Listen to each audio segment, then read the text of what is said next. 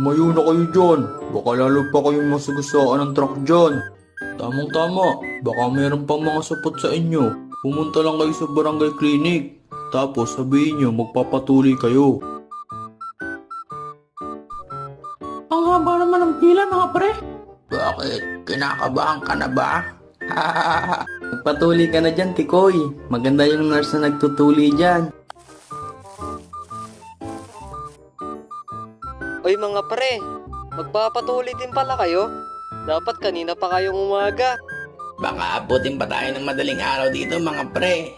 Doon ka na lang kaya sa lolo ko magpatuli. Ayoko doon. Baka masakit magtuli doon. Saka gusto kong makita yung magandang nurse. Puro ka talaga kalokohan. Sige, dyan na muna kayo mga pre.